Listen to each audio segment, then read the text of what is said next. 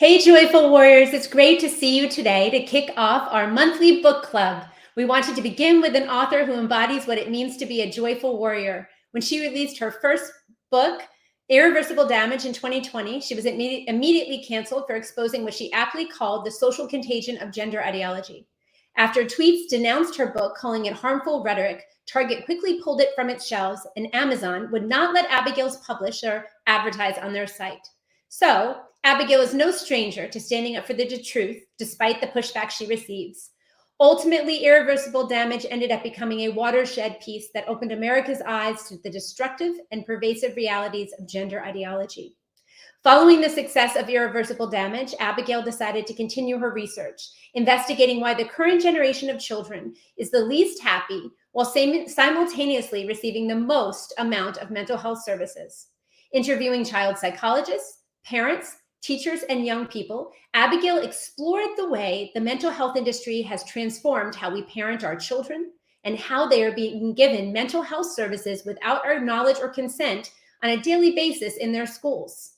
I hope you found this book as helpful as I did, and I'm thrilled to have Abigail here with us today to discuss Bad Therapy, Why the Kids Aren't Growing Up. Before we begin, I just want to welcome all of our guests to the call and point out a couple of features. Please note the chat feature on the right-hand side of your screen. We encourage you to use that feature to interact with the other guests and also to ask your questions of the author. Our moderators will highlight as many of your questions as possible throughout the event.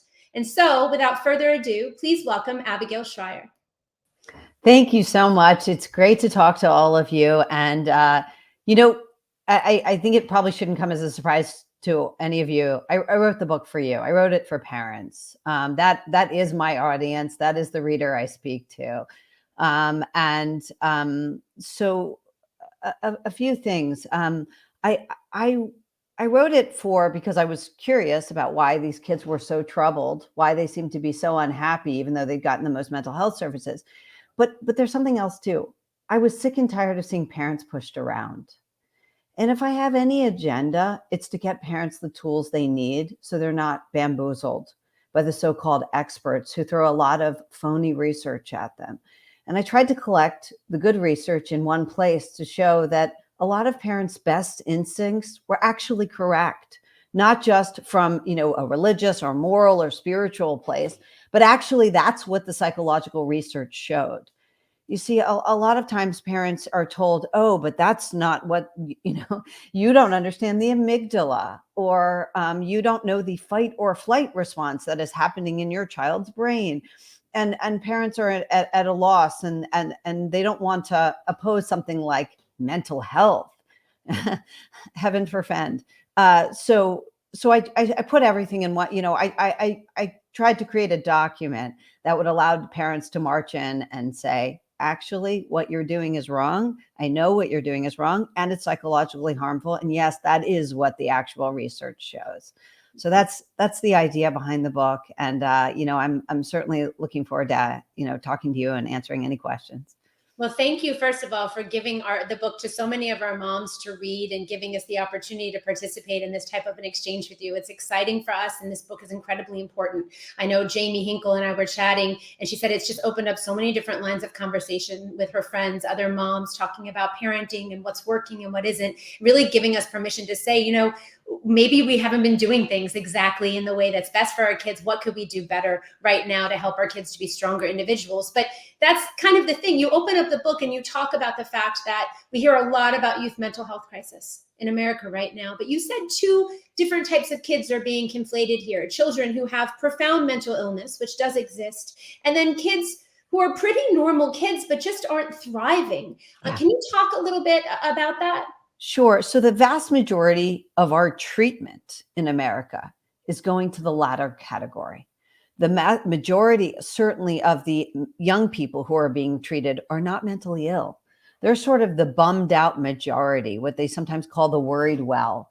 And these kids aren't thriving. And I think that as parents, we sense why, right? There's a sort of spiritual crisis in America, and it hits kids from all angles. But the response by the mental health industry is to treat them as though they're mentally ill. It's to tell them again and again that they are mentally ill, to diagnose them, to give them psych meds, and actually to make their problems worse. That is effectively what's been going on. And there's a few things I want to say. First of all, when you give any medication, no matter how good, to a kid who doesn't need it, you're just exposing a kid to risk. And that's true of therapy, which comes with risks, and it's true of medication, but it's also true of diagnosis. When you tell a child that they have a diagnosis, you're changing the self-concept. There's a great psychological literature on this, but it's called demoralization. A kid feels limited. Oh, I can't fix that. I'm not just shy, I have anxiety. I'm not just sad, I have depression. Now I need a mental health expert or a medication to fix my brain. That's a really profound intervention. And I'll say again, I always say, if a child is severely struggling, they may need those things. But if they're not, then all you're doing is exposing the child to risk and harm. You've introduced America to iatrogenesis. It's a book, it's a word that I think I've heard before, but I don't think I really truly had ever dove in and understood what it truly means. Abigail, is it possible that showering kids with meds and therapy and mental health resources and wellness resources isn't helping these kids? Talk about iatrogenesis. What does this mean? Sure. Iatrogenesis is just a Greek word. It means when the healer introduces harm. Every doctor is aware of this word. They have to be. So in the course of any treatment, if it is efficacious, if it does anything at all, then it has the potential to help, and it also has the potential to harm. And this is true of everything from Tylenol to x-rays to surgeries, right? A trip to the ER can be necessary. It can be life-saving, or you could leave with a bacterial infection or other infection, right? So we know that any intervention that's powerful also comes with risk. Unfortunately, there's also a body of literature well known by research psychologists that therapy comes with risks. Therapy can make your worries worse. It can make you sadder, more depressed. It can alienate you from your relationships, from your spouse, from mom and dad. And it can leave you with a sense of inefficacy, like, oh gosh, I can't do anything on my own. I have to check in with an adult or therapist. So all these things are the known harms of too much therapy or even just, therapy misapplied. And unfortunately, the rising generation is so awash in therapy. And the major source of what I call bad therapy in a kid's life is the kid's school. So, chapter 2, a crisis in the era of therapy, you open up talking to a young woman named Nora about some of her friends, some of the self-harm that she's seeing. Everybody has a diagnosis. And when some of the statistics that you talk about in the book, that nearly 40% of the rising generation has received treatment from a mental health professional. 1 in 6 children aged 2 to 8 has a diagnosed mental, behavioral, or developmental disorder.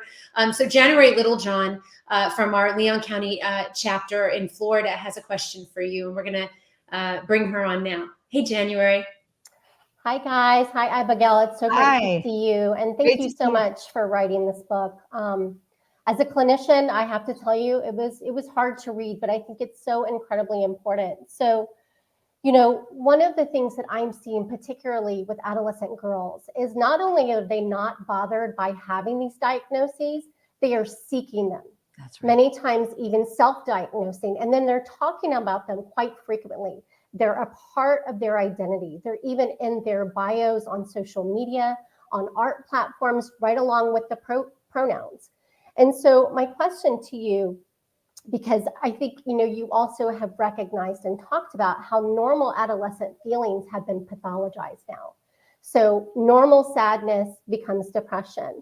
Normal stress becomes anxiety.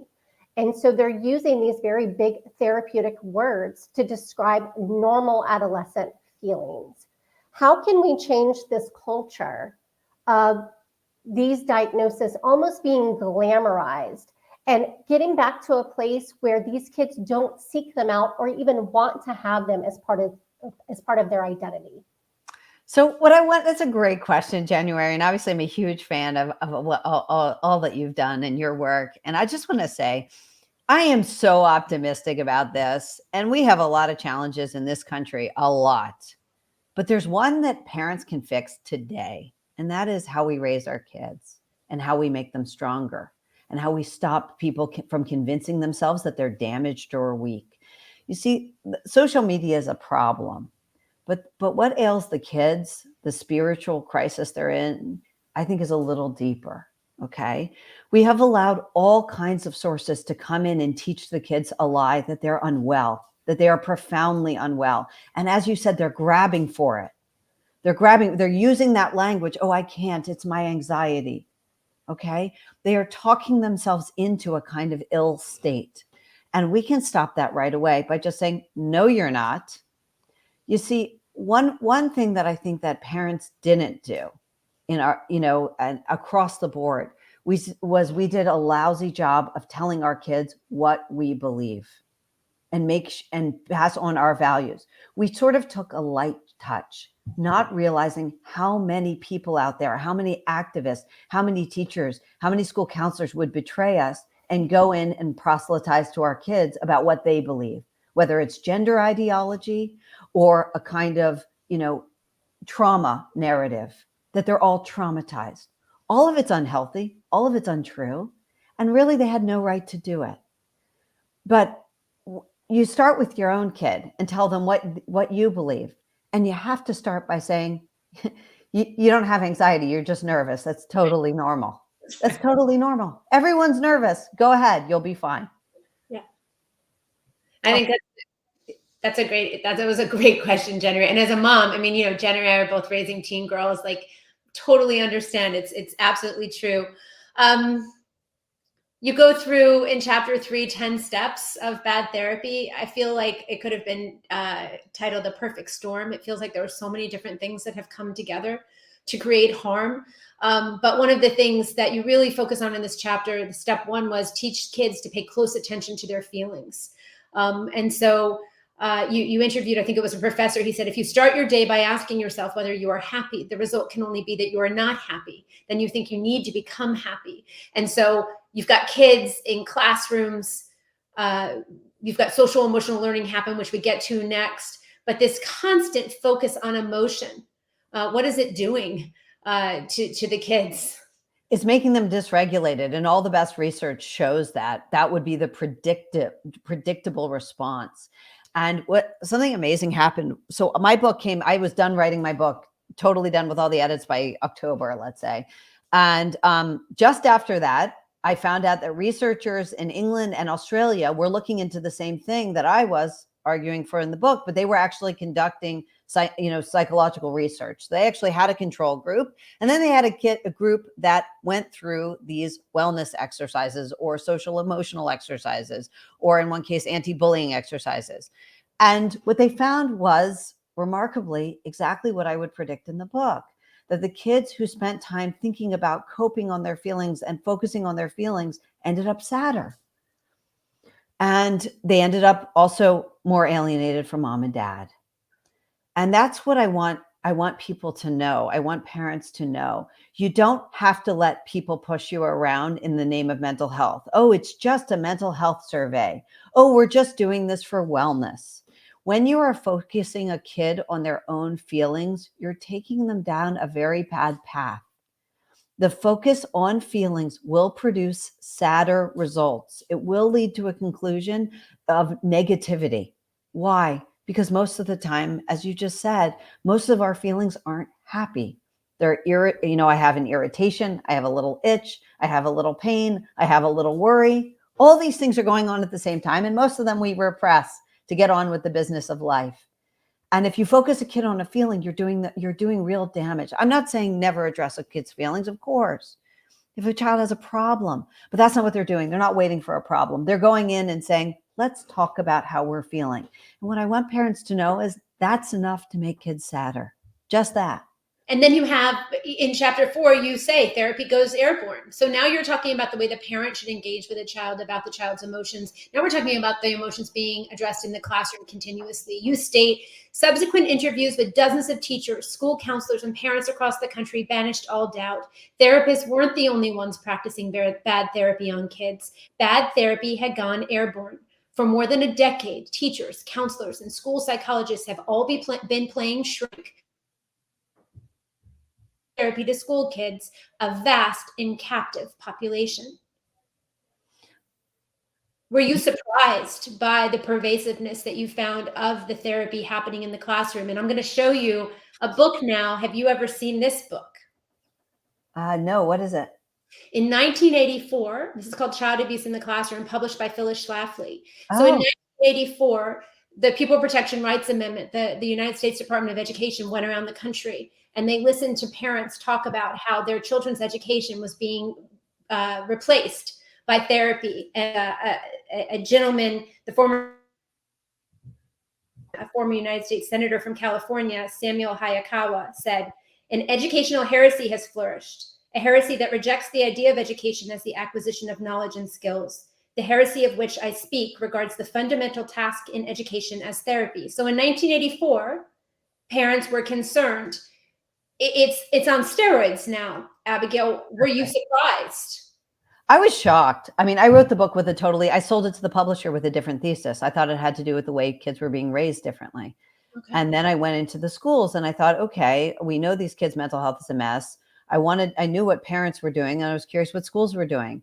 And when I realized how extensive the therapeutic, efforts were in the name of kid mental health, I realized that they were all getting bad therapy. Bad therapy is just any therapeutic intervention that exaggerates existing symptoms. So it makes bad symptoms worse or it introduces new symptoms.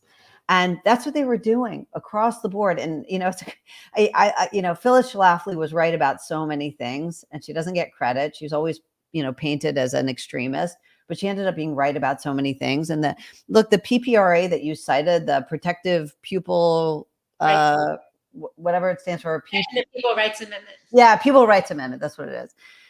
This is something that is being violated across the country. It was a really good amendment. It was really good. It said, it basically said, don't alienate kids don't ask them about their families. Don't inquire whether mom's checking in on homework. You're going to change a child's view of their family through all kinds of surveys, through all kinds of interventions in schools like social emotional learning. They are undermining this very good statute completely. They're doing everything the statute forbids. The schools are. And I'll give you an example. Unfortunately, the reason that good parents are so bamboozled by terrible efforts from the left in schools is because, of course, because they change the terminology all the time, right? So they start out with social emotional learning and they tell parents, oh, we're just doing emotion regulation tactics. We're just doing tips for emotion regulation. And who doesn't want their child to be well regulated? Right. But you look at the exercises, and of course, if you ask children, tell me about a time when you were happy. Okay, that's boring. You can do that, but now there's nothing to talk about in terms of emotional regulation. So invariably, the conversation goes to, now tell me a time when you were sad, rejected, in pain, or disappointed. So now you've got the conversation going. It's going to make kids sad. Think about that. It's going to hurt their ability to get things done in the middle of a school day. My dog died. My parents are getting divorced. Yep, all the things. Yes. All the things in the middle of the school day. But there's something else too. Whose job is it to keep a child safe? Parent. Right. So automatically you're teeing up a criticism of the parents. You don't even have to say anything. That's where everybody's brain is going to go. Oh, well, my mom was away that day, or she was at the store when this happened. Oh, my mom wasn't listening when I tried to tell her about what went on in school. So inevitably this is why, forget for a moment about which curriculum your school uses for SEL. If they are engaging in wellness, in anti-bullying techniques, okay, in emotional regulation techniques, what they're doing is talking about a time when your kid was sad or hurt or feeling left out, because that's how they teach it. And getting kids to wallow in those emotions right before math class may not, and by the way, no evidence to show it's improving academic achievement, is there? Not only does it not improve academic achievement, it doesn't improve emotional regulation. It doesn't improve the things they claim. And the reason is you don't learn emotional regulation from a teacher. How do you learn it? You learn it by going through something hard, whether it's a disappointment, I didn't get the grade I wanted, and then being told, okay, let's work harder next time, or being cut from a team, seeing you can survive it, and either, exercising harder or trying harder next time, or choosing a different sport. Okay, we have a question. Oh, I'm sorry. We have a question from Emily. I want to bring Emily up. Hey, Emily. Hello, thanks for giving me this opportunity. Abigail, I really appreciate your writing and research. My question is, what are some of the best talking points or data that we can use when we're talking to school board members or state legislators to convince them that more mental health resources, more funding for mental health in schools is not really what we need for students? It's a good question. I mean, look at the vast array of spend. I mean, there's a lot of citations in the book, but look at the spending. It's gone up. It's nearly doubled every decade since 1986. Look at the amount of spending on just SEL, and look at the results. See, you know what their response is over and over again? We haven't done enough. Right. We just haven't done enough. And if you ask them about diagnosis, they'll say one of the problems is underdiagnosis. There are articles about this all the time. So it isn't that they're doing a bad job. It's that too many are untreated in their view. It's ludicrous on its face. We need to shrink mental health staffs at school so they go back and treating kids who actually need it. They are treating everybody. We need to do something else too. We need to find out, everybody needs to find out what their district's policy is on giving one-on-one counseling to a child without parental notification. Nobody should be giving counseling to your child without your permission. And a lot of times there are questions, Abigail, about opt-out. Opt-out for SEL is very difficult now. You know, to Emily's point, you know, how do you talk about it? Well, it's pervasive. It's in every subject. SEL is woven into math now and all of these things. And so, you know, you can say, however, to your kid's school, I recommend every mom listening right now, send an email to the principal, send an email to the superintendent and say, I do not want my child receiving any mental health counseling, any type of guidance counseling without my knowledge and consent in advance. That's right. And I would take your kid out of SEL. If there's a way to take your kid out of SEL, and if there isn't, you need to tell your kids, this is nonsense.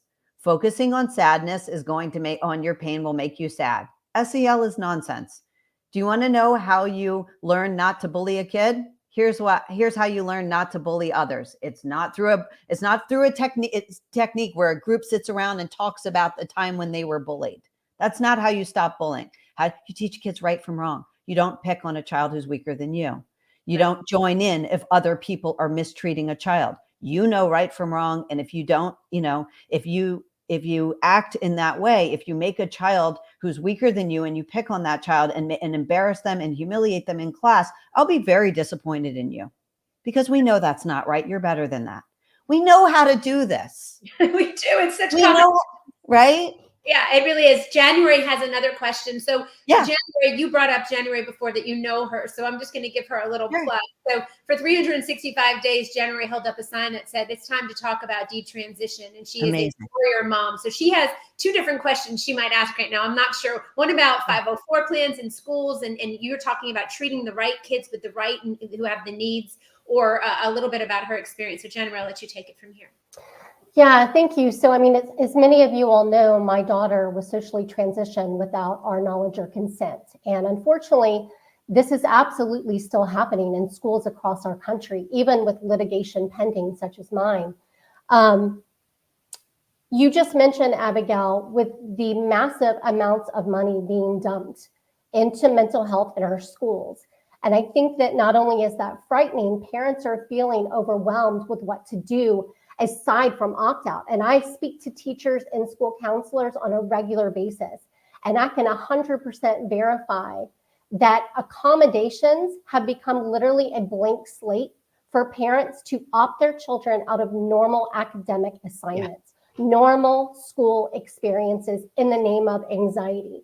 So other than opt-out, do you have any other solutions that we can be focused on to fixing these issues in our schools? A number of things. Parents should not go along unless a child has a serious need, academic need for an accommodation, and those do exist.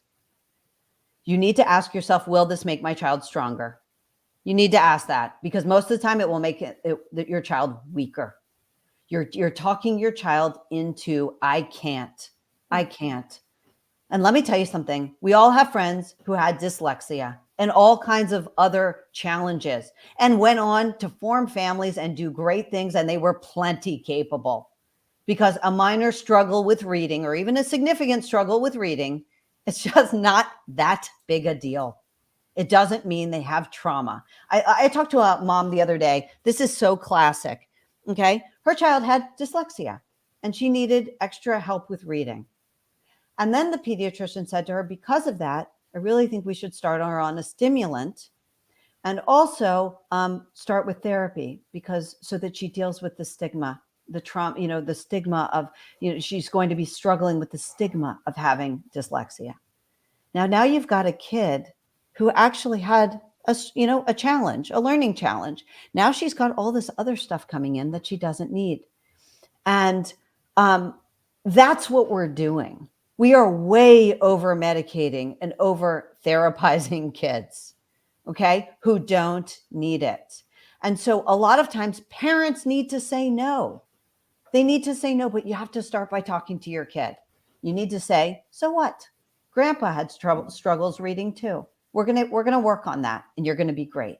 Yeah, I think you're right. And I think that parents are sometimes part of the problem, from what I'm hearing from teachers, that they're the ones demanding. So even when school counselors push back and say, I don't think this is in the best interest of your student, they get overruled by admin because they don't want to go up against the parent. But thank you so much, Abigail. I really appreciate your answer. Oh, my pleasure.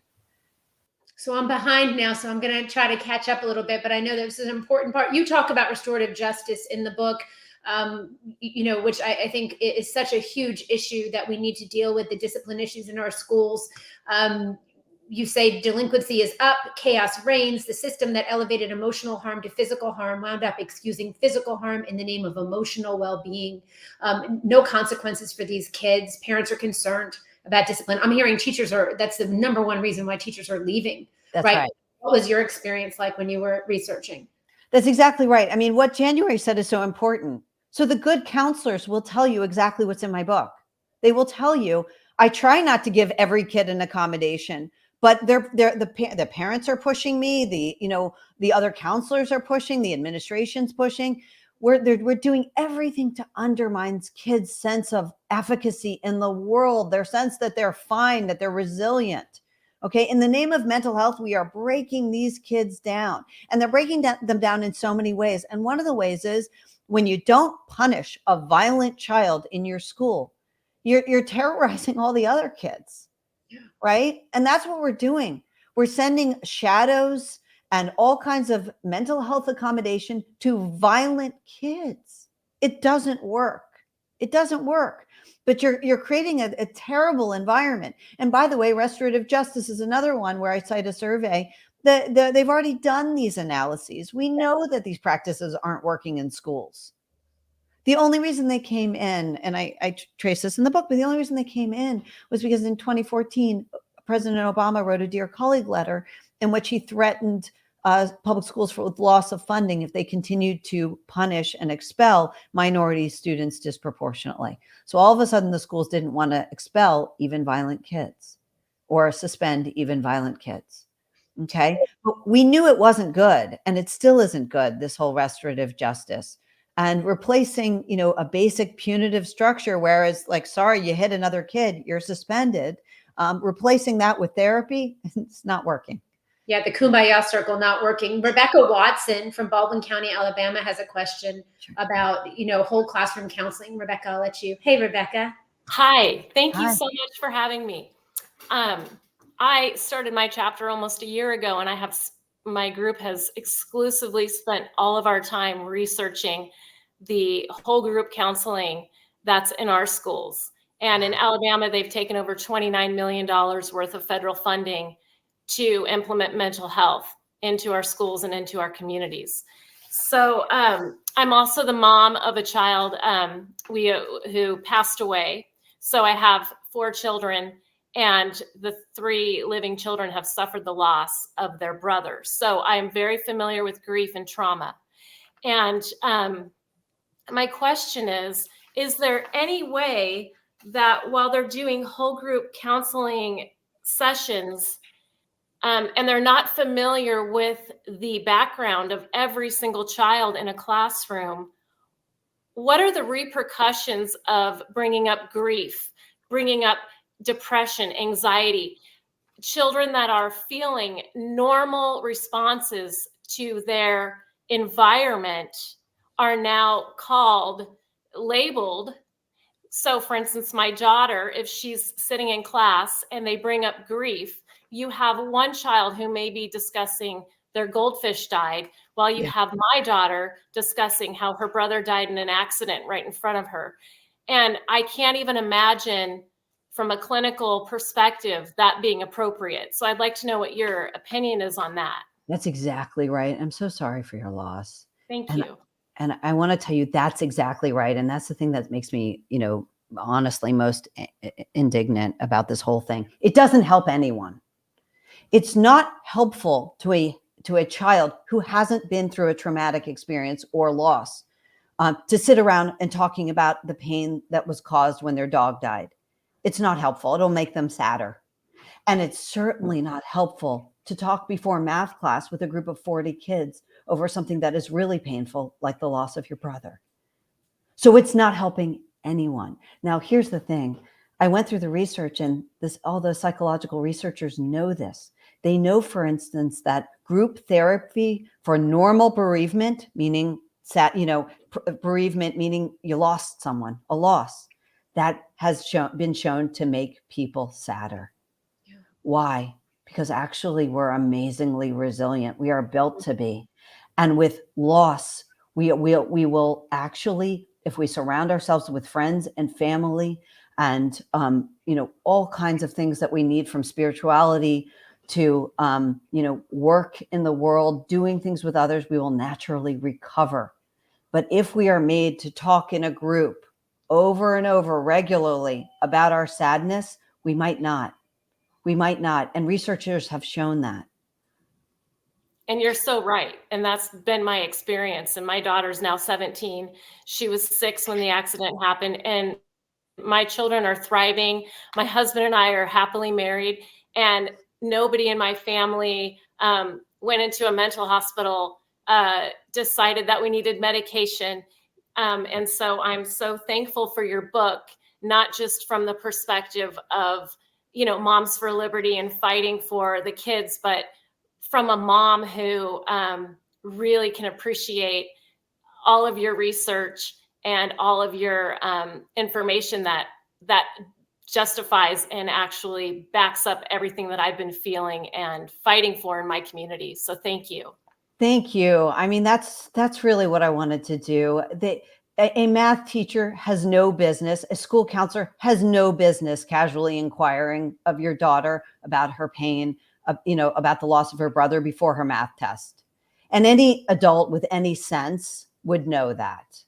Okay. It really is such an invasive and inappropriate thing to do and destructive thing to do. But that's why I put the research together to hopefully arm parents to say, you know what, I knew this wasn't good, but here's the proof. Yeah. Thank you so much. My pleasure. So awesome, Abigail, just parents trusting themselves. I think that's such an important, really, that was my takeaway, right? Parents trusting themselves. You are the best expert for your own child. Don't let anybody tell you that you're not. But schools do a lot of surveys. You talk about in chapter 7, hunting, fishing, mining, mental health survey, mischief. If you haven't read the book yet, you have to see this chapter compiling surveys, as we stated, from PPRA against federal law. Nothing's happening about that. It's crazy to me that federal law is being violated in every state in the nation. And moms at Moms for Liberty know, Abigail, we're working really hard to make sure that federal law is going to be followed. We don't need a lot of new laws. We've got some that would work if we enforce them. In chapter 8, you talk about full of empathy, mean as hell. Really interesting. You're not only dealing with your own emotions, but now you're dealing with all of the other kids' emotions. And that was a very interesting thing. Do you want to talk about that for a second, a little bit? The idea of empathy being weaponized. Sure. So empathy is, and this, is again, from the psychological literature, empathy actually has a narrow aperture. We can only empathize with 1 or 2 people at a time. You can be fair to everyone, meaning you can treat everyone the same. You can be just with everyone. You can give everyone the same due process, but you can't empathize with everyone at the same time. So empathy very naturally leads you to preference the harm of to preference the feelings of the so-called victim in front of you, and very often at the expense of the so-called out group. So it goes along with a cruelty to the outsiders. It's the last thing we should be pushing in schools, because it will naturally coincide with, great sympathy shown to one tiny group and cruelty to the outsiders. And I think there's no better example of this than a policy of empathy, which has allowed biological boys to participate in female sports. We can empathize with a child or a young person who says they're transgender, but that often comes at the expense of, the outside group. And that's what we're seeing. We're seeing, absolutely unsafe and real physical harm come to girls who are forced to participate in sports with biological men, who are forced to change with biological boys, all for the sake of our empathy to the one biological boy who, claims to be transgender. Thank you for that. Absolutely. And I think we're all living that every day across America in 2024. We're going to switch from schools now and move on to parents. Chapter 9, The Road Paved by Gentle Parents. Jamie Hinkle is up next with a question. Hi, Abigail. Thank you so much. Hi. I want to say that I've been talking to everyone about your book, for my school board members too. We have a woman running a technology company that's helping us with cell towers. And I just think that there is something so validating about seeing our own struggles on paper that is just bridging the gap like far and wide. So thank you. You alluded to the fact that parents are a part of the problem in the book. There are some parents who are too involved in the lives of their children, and they are not allowing their children to take healthy risks. We used to call them, the helicopter parents. And where should parents find the balance between knowing what's going on in their children's lives, but giving them space and kind of reminding them like just parent the way that we were parented, and and not just be so involved that we're causing all of our kids to focus on these anxieties. Right. So if you could survive something when you were a kid, your kids can too. So I'll give you an example. Okay, your kid is seated. You don't need to call the school to tell them to move your child because she's seated next to an obnoxious kid who hurt her feelings. You don't need to call that kid's parents if the kid said something mean to your child and call it bullying. It's not bullying. Someone making a mean comment to your kid needs to be told, ignore it. It can't hurt you. Remember sticks and stones? Nobody says it anymore. We say the opposite. We call it bullying and freak out. And we freak out our kids. They don't know that a mean comment is part of life. They're going to get it again. Might as well get started dealing with it now. Okay? And that goes for everything from a walk home from the school bus to anything else that you could handle. They can handle it too. Now, social media is different. We didn't evolve to handle 1 million people making fun of us. Okay? That's not something any of us are good at dealing with or can handle. And it's not something that kids can handle either. And I don't believe in, it depends what we're talking about, but in general, I certainly, agree that schools have to be taken out of, we know they have to be taken out of the classroom during the school day. There's no reason kids should be on their phones. My own kids don't have phones. At some point they will get one, but not an internet, ready phone. So, that kind of stuff, absolutely, I think we should curtail the access that kids have to things like social media. But the bigger picture is the constant message they're getting that they're weak. They're getting this through school surveys, the constant discussion of suicide. Constant. If you wanted to encourage the idea that suicide is a normalized coping mechanism, you could hardly do better than what they're doing in schools today. Through the surveys, through the constant talk about self-harm and suicide. Okay? It's way too much. It's way too much. It's unhealthy for kids. Yeah, I agree. Thank you so much. So we'll just keep empowering those parents to say, like, I got it. Great. Yeah, parents, you were the best expert of your own child. When I went on Joy Reid, she was like, well, we have experts. And I said, no, parents are the best expert. Like, everybody wants an expert class, right? Somebody to say, oh, they've got the answers. We'll just listen to them. But the truth is, parenting isn't always easy, but instinctively you often know what to do as the parent, right? Without a lot of other noise. That's right. And here's what I'll also say. The only person I would ask parenting advice from, someone who's raised a child to adulthood, who's a good, adult, a strong person who can be relied on and depended on by a family, by a spouse, by friends, by neighbors, by coworkers. That's a person to ask about parenting, not a parenting guru whose oldest child is 7. Or Right? a youth leader who doesn't have any kids. Or doesn't even have any kids. I mean, honestly, it's ridiculous. And the sway they have over good parents is way too much. But there's something else too. When they professionalize parenting, when they teach parents to talk like shrinks, Right. they're meddling in the parent-child relationship. Don't talk like a shrink with your kid. Talk like you would talk. Okay. So that's a great segue for Kit's question. I want to bring Kit up now because Kit has a question about that for you. Hey, Kit. Hi. Yeah. The greatest thing about your book for me was it kind of like allowed me to breathe as a mom and say, I can do this. It doesn't require any specific skill set. That's right. Tiffany has said before, one of the things that I love when she says is that our best qualification is love. Like, we love our children so much, and that's the only qualification we need to be a good parent. And actually this past weekend, I told my husband that I'm going to pull an Abigail Shrier and send my 9-year-old son to his first lacrosse game an hour away in the pouring down rain with a friend, and not actually attend myself because we had a lot of other things going on.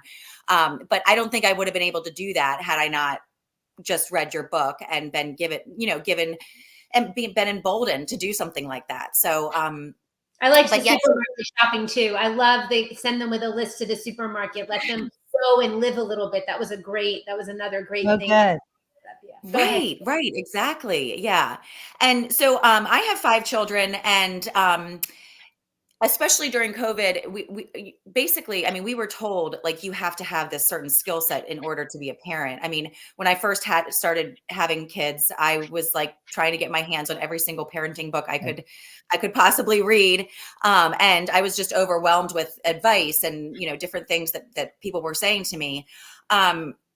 How do you think that, given the state that we're in, where, the government is trying to usurp our parental authority at every turn, how do we reestablish ourselves as the authority and the experts in our children's lives? Well, start by believing it, which is that I'm the authority, I'm your mom and I know best, or I'm your dad and I know best. And, somebody just came up to me in a lecture just the other day, like I was giving this talk, and she came up to me just the other day. She said, but I don't know what to do. My son, I want to send him to the school that I think is best for him. But all his friends are going to this other school, and I don't know what to do. And I said, wait a second, you're asking me, should you let his friends choose his high school? Right. So no, you shouldn't let his friends choose his high school. If you think this other school is better, she's like, but he'll lose all his friends. And I said, and he'll make new ones. And he needs to hear from you that he can, that's a totally normal thing to go through, that it's hard, but he can overcome it. Because in our family, we've overcome a lot of stuff.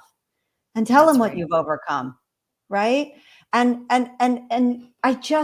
the amount of undermining of basic parent confidence that's happened with these stupid parenting books that aim to professionalize parents, but really they just make it an incredibly awkward relationship with your kid, in which you're constantly playing therapist, constantly affirming child's feelings. I mean, this is the kind of thing they direct, right? I see you're having some big feelings because you wanted to go to soccer instead of football. That must be very hard. Don't tell your kid that. Yeah. Tell him, I'm sorry. Yeah, I know you wanted to go to soccer. We're doing something else. Don't over dramatize it. Because if you over dramatize it, he's getting the signal. I am entitled to throw a complete fit that I didn't get to go to soccer immediately. I am entitled to badger my mother because she said she was going to do one thing and we ended up having to do a different activity. They're not entitled to badger their mothers over that. We all, we all have complicated schedules and busy, and sometimes you get to do the thing you want to do and sometimes you don't, and you're going to be fine. And they need to hear that from us. They're going to be fine. In part 3, maybe there's nothing wrong with our kids. You say love means occasionally telling an expert to get lost.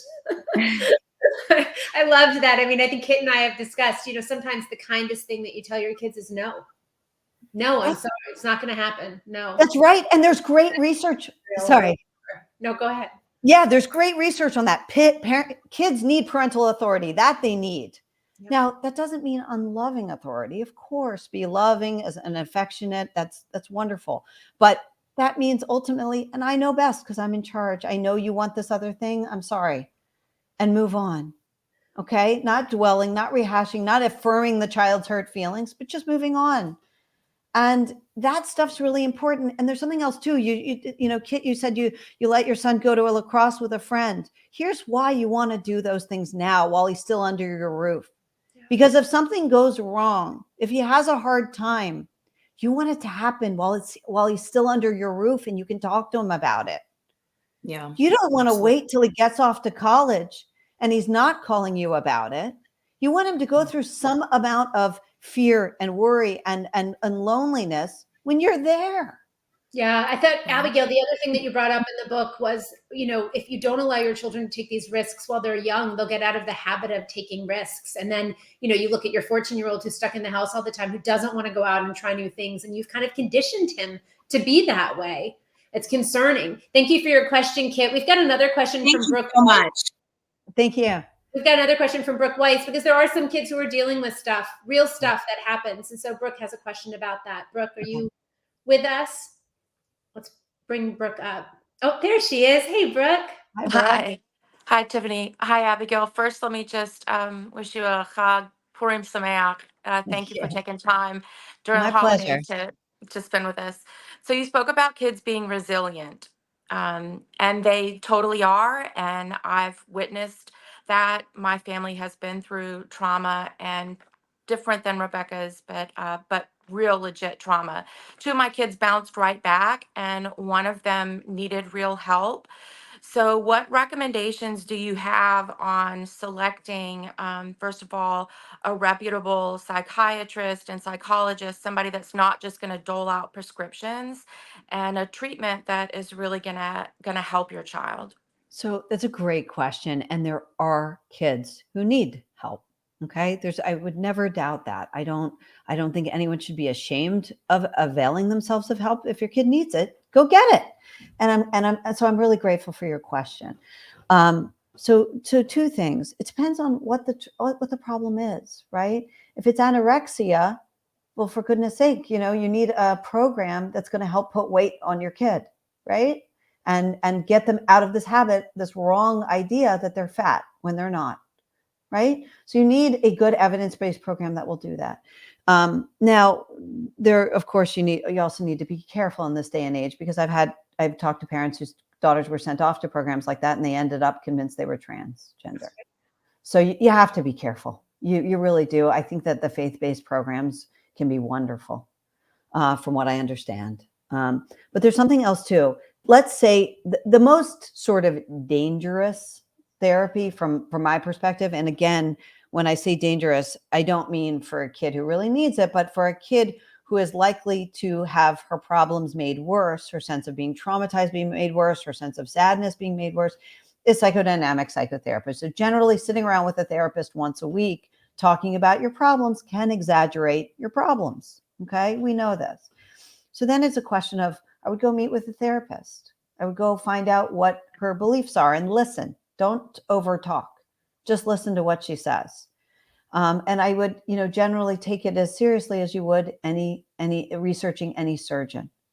You don't want someone who is going to exacerbate your kid's sadness or sense of loss, or, and someone who sets a limited number of sessions, who doesn't treat your child as an annuity, and who basically believes, which is true, that you can get past all kinds of hard things, including abuse. Okay? That abuse doesn't have to change your entire life. There's a wonderful article this week in Quillette, really a brilliant article about a woman. I think her name is Larissa is the first name, and about a woman who was a rape survivor. Now, Phillips, yeah. Right. And it's a horrible thing to go through. There's no question, and traumatic. But kids and people need to be reminded that most people will recover. They will, even from horrifying things. And if that weren't the case, let me tell you, loss of a parent, loss of a child, loss of a sibling, sexual abuse, physical abuse, those were the norm for most of human history, which doesn't make them good. And it doesn't make them, of course they're harmful. But the important overall message for families is you will be fine. You will recover. That has to be the thrust of any therapy with a kid. That's awesome. Thank you for that question, Book. Really appreciate it. Of course, we're going a little bit over, but I've got one more question from my mom that's going to be on camera. And then I do want to take some questions from the chat. So we'll close out this part. But Amanda Bohm, Abigail, you talk about kids internationally and how they're growing up. And so Amanda had a question about that. Hey, Amanda. Hi. So I loved your book. My children are around 30 and I homeschooled them, so they were never exposed to any of this. But they're interacting with so many people in their generation and younger that I don't understand what they're going through. And now after reading your book, it's an aha moment. I'm like, oh, okay, that's why they think so differently than my kids, especially the people that they're marrying. So now I understand them better. My question is, in chapter 11, you encourage us to raise our children to be very independent, like they do in Japan and Israel, and you give great examples of how they get to walk to school and things like that. But they have really great law enforcement in those countries.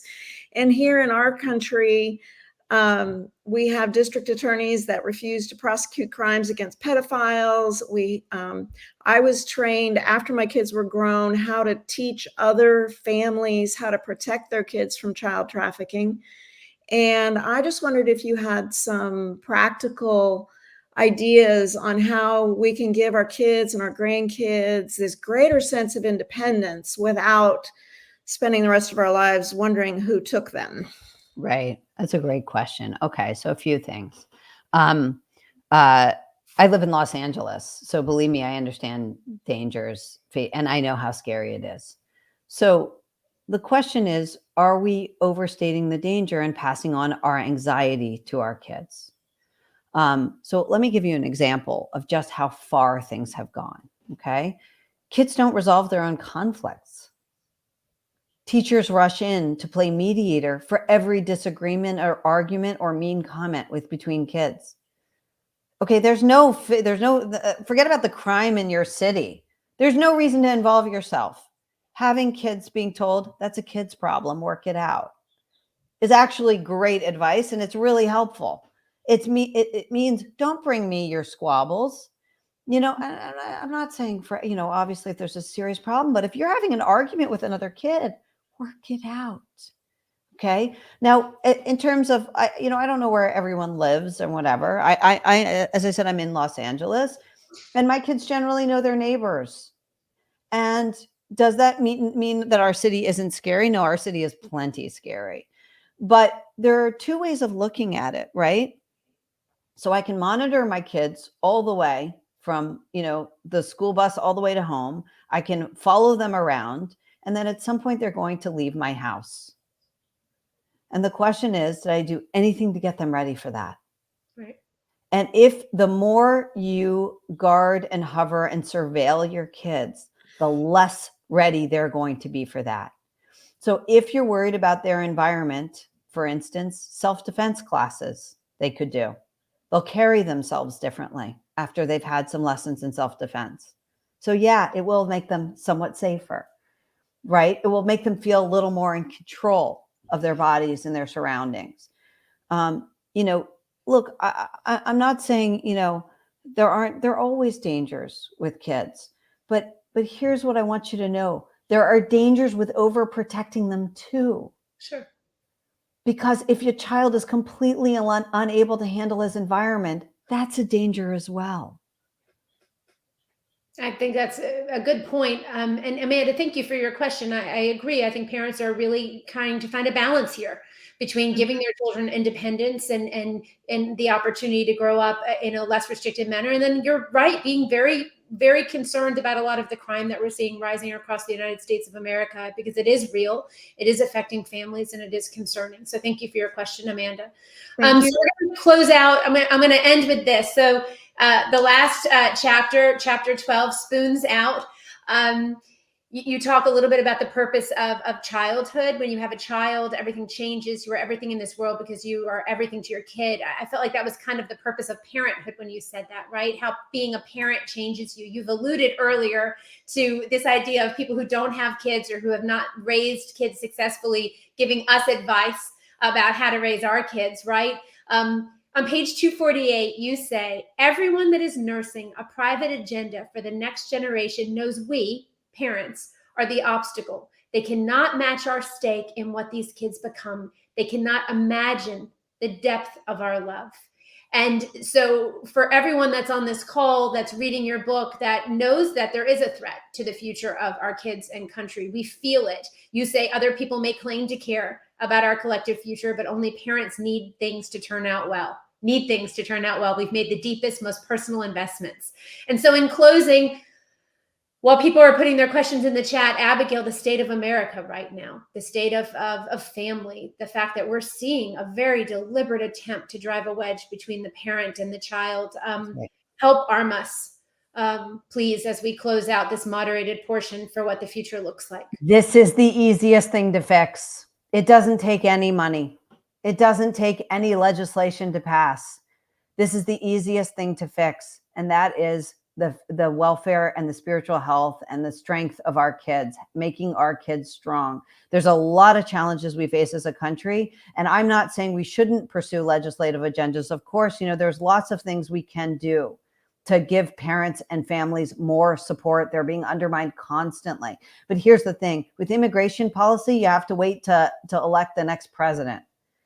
Okay? You don't have to wait for this. You get started right away by making your kids stronger. They need parental authority. They need relationships, like loving relationships over a lifetime. The people who are going to be there for their life, grandparents, cousins, uncles, aunts, those people need relationship with our kids. They need to hear what your family went through so they know they can get through hard things too. They need independence, real independence, not you get to choose what color to dye your hair.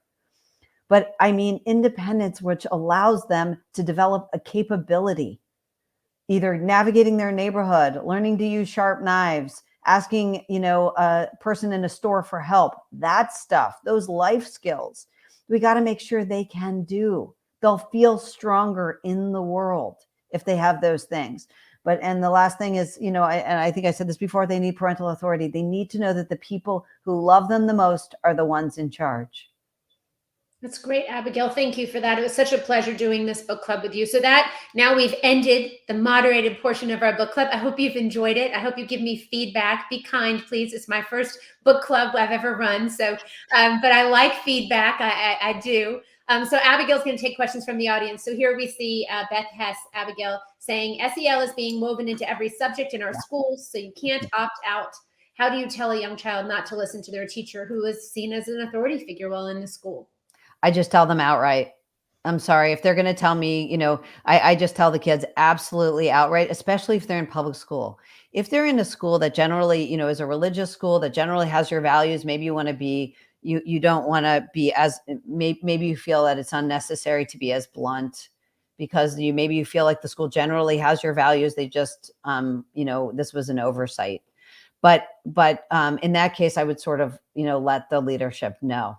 About the kinds of things that I bring up in the book, but with a teacher, I just tell them outright, guys, focusing on your feelings, SEL, I don't want you to pay too much attention to it because focusing on your sad feelings will make you sad. It does it to anyone. It's not healthy.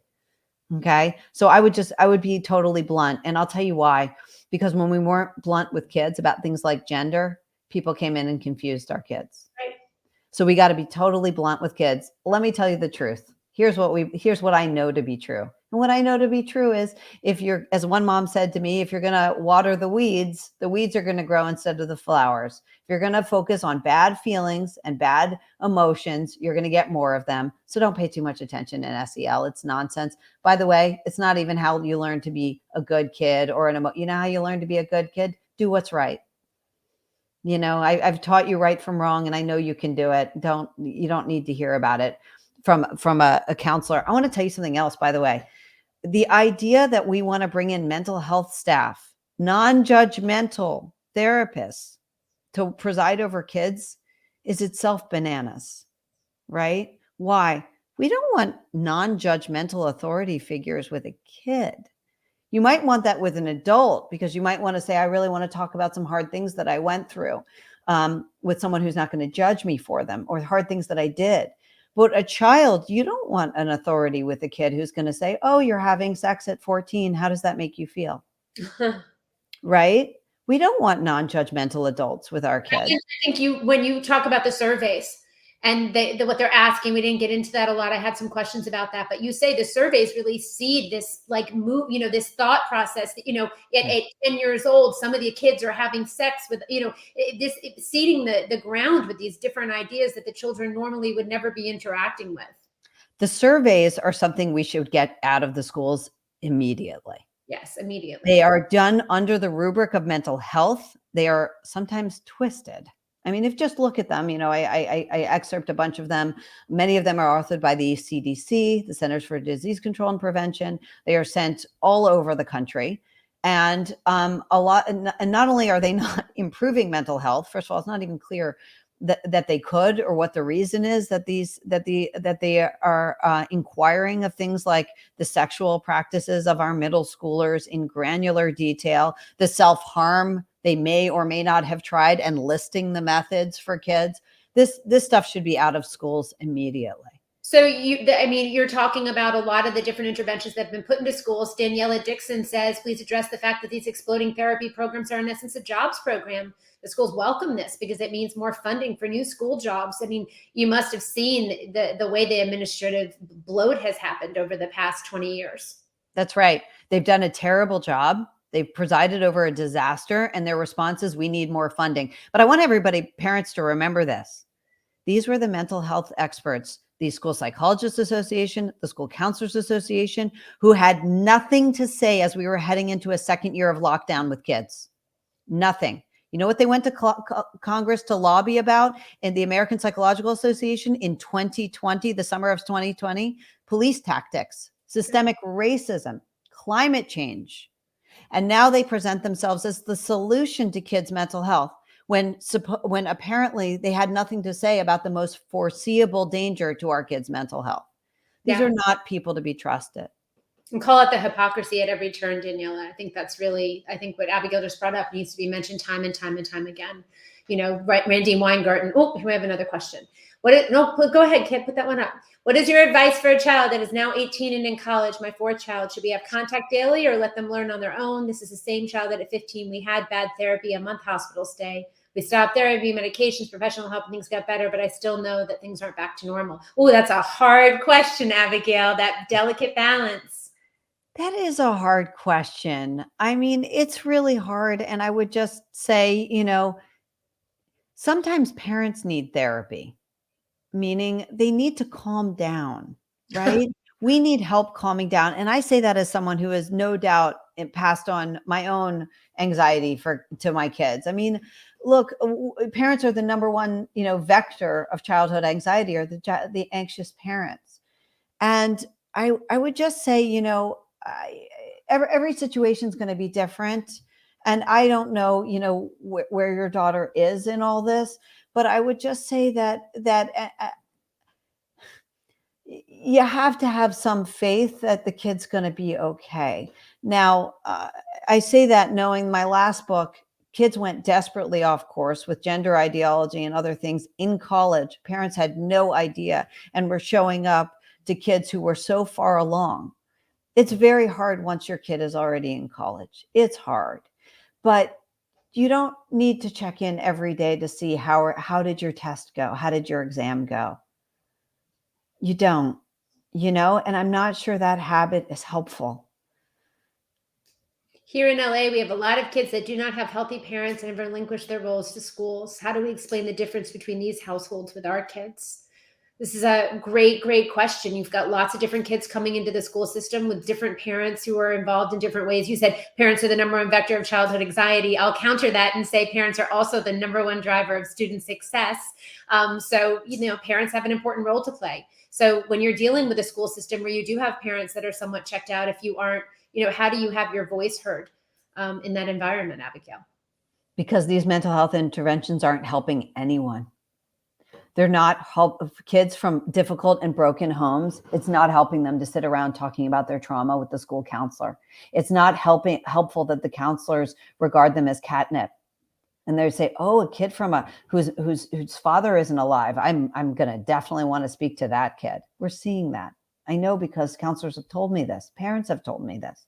I mean, one mom told me when her husband died of cancer, she could barely push back on the mental health staff, had called all her kids in to speak to them because they found out the father wasn't alive. And she was furious. She felt like the kids were finally doing better. They were getting on with life. And they had no business doing this without her permission. And that's the thing. Nobody is being helped by the current sort of lackadaisical mental health interventions that are going on where counselors are casually inquiring about a kid's trauma. Now, it's different if the child is exhibiting really need. They are not functioning well in school. They are acting out. They are in real distress. But they're going in based on the family or based on the home life, and they're adjusting their expectations for the kids down. And these are, I'm talking about, kids who don't have the stablest family. They're excusing requirements because that's the major lever. That's the major power school counselors have, is to go in and excuse requirements for the kids. They're making the kids weaker. Low expectations. Right. Yeah. That's not helpful. No, and it's trauma-informed care for everyone. I feel like Oprah when I go into the schools. Trauma-informed care for you. Everybody gets trauma-informed care. And truly, I've been through professional development with teachers who have gone through that training of coming at the experience. Every child has adverse childhood experiences. How are we going to find a place for all of them in the classroom? Meanwhile, you're like, if you could teach the kids to read, please, that would be really great. Okay, we'll take this last question. All the SEL programs I'm familiar with in the school systems, and they have so many names, Abigail. They put so many names on them, claim to be evidence-based. The new psychobabble buzzword. Are there any true longitudinal studies that demonstrate SEL is beneficial? I think this is a perfect question to end on. It's a great question. I don't think so. I mean, I have seen, what they, some of them and what they claim, but I would just say this: ask to see the materials. Ask to see the materials. I'd like to see, you're going to be teaching SEL. Before you do, I'd like to see the materials. Okay. It's important to get the materials in hand, but beneficial. Okay. So what does that mean? Who are we talking about and in what way? There's no proof it makes kids not bully by going through an anti-bullying workshop. Let me tell you, it does. I've never seen or heard that. And there are studies showing that can be counterproductive, but I haven't seen any proof that it's improved bullying to go through an anti-bullying thing, that it's improved emotional regulation to go through one of these supposedly emotional regulation, because they're focusing on sad feelings all the time. And also that isn't, as I talk about in the book, that isn't actually how emotional regulation is taught. It's not even clear you can learn emotional regulation from a class. So I would just say all of it is just 8 different, 30 different ways of making kids sadder, breaking kids down, making them feel that the world is full of danger, emotional danger, making them feel fragile, making them feel sad, and alienating them from mom and dad. Thank you for that. I know there were some other questions here, and I'll just say in closing, someone says, what's your advice for getting school boards to remove SEL curriculum and the surveys? There's that question right there. Abigail, this is a real issue. As I've said before, social emotional learning has been woven into every facet of a child's school day. I would say close to Gosh, I mean, it's in the high 90 percentile of schools across public schools across the United States that are doing some type of social emotional learning that's based on the Castle framework, right? And so this is a huge, huge question. As we stated before, we have a federal law, the Protection of People Rights Amendment, that says that kids shouldn't be getting in these surveys about their sexual orientation, political affiliation of parents, and all of these things. But it's happening.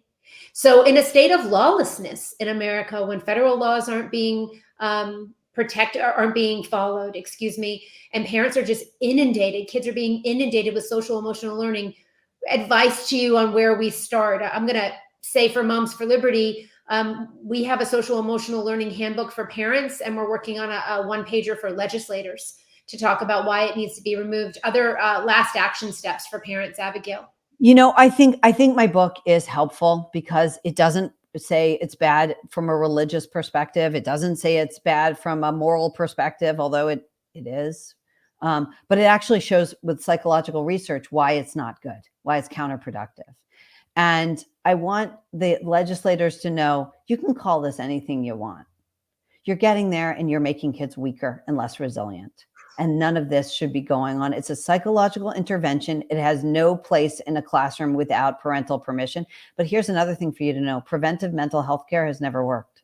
I'm not talking about treating the mentally ill, which is desperately needed, but preventive mental health care, showering as a prophylactic mental health intervention on all kids has never worked.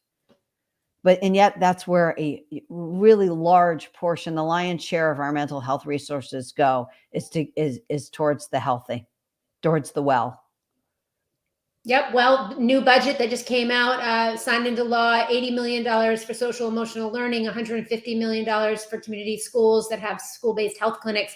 Moms for Liberty members, we have our work cut out for us here. And the surveys, you got it. The surveys, they have no business doing these surveys with kids.